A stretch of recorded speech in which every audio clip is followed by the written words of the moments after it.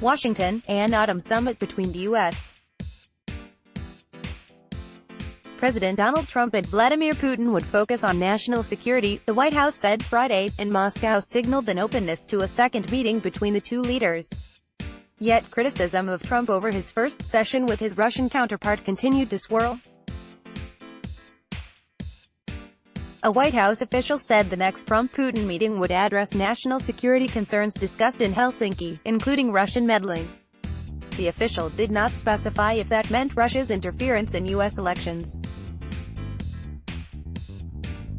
The official, who spoke on condition of anonymity to discuss internal planning, said the talks would also cover nuclear proliferation, North Korea, Iran and Syria. U.S. President Donald Trump and Russian President Vladimir Putin will meet again in the fall, this time on U.S. soil at the White House. Chris Radcliffe, Bloomberg. Trump asked National Security Advisor John Bolton to invite Putin to Washington in the fall to follow up on issues they discussed this week in Helsinki, Finland, the official said.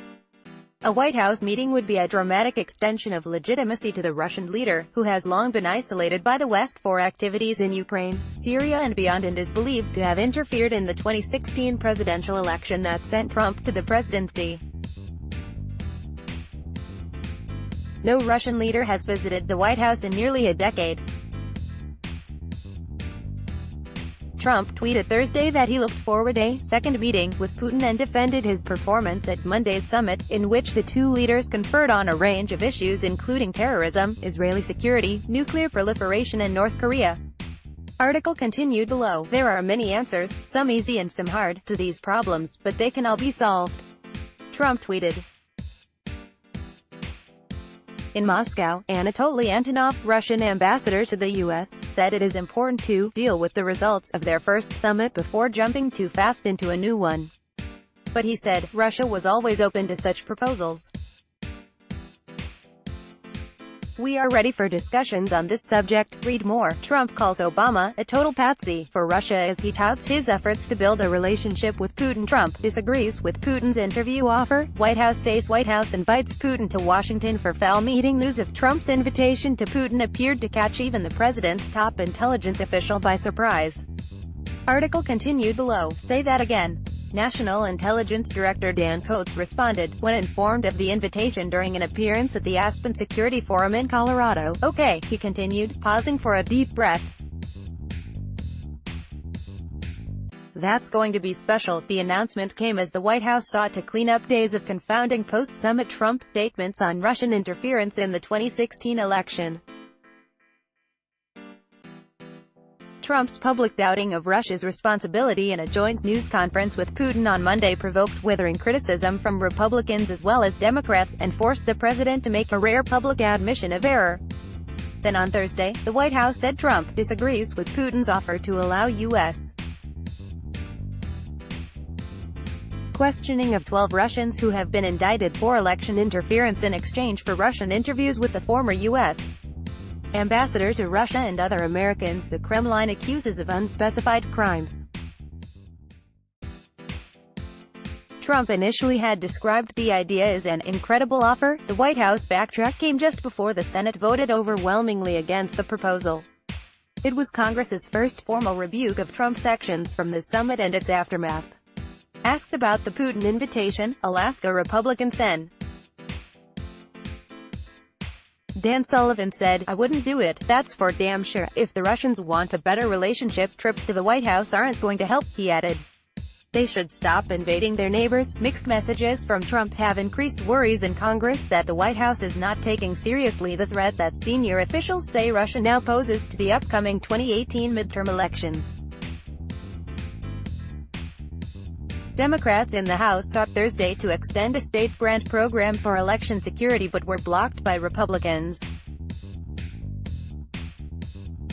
There is $380 million approved in the current budget for the program, which is intended to help states strengthen election systems from hacking and other cyber attacks. Democratic lawmakers erupted in two chants of USA during the debate. As for Putin's offer on investigations, Sanders it was made in sincerity, and the U.S. hopes he will have the indicted Russians come to the United States to prove their innocence or guilt. Just a day earlier, the White House had said the offer was under consideration, even though the State Department called Russia's allegations against the Americans, including former U.S. Ambassador to Russia Michael McFaul, absurd. Secretary of State Mike Pompeo said Thursday of the proposed Russian questioning, "That's not going to happen. The administration is not going to force Americans to travel to Russia to be interrogated by Vladimir Putin and his team," Pompeo said in an interview with the Christian Broadcasting Network. Senate Republicans joined Democrats in swiftly passing a resolution, 98-0, that put the Senate on record against the questioning of American officials by a foreign government.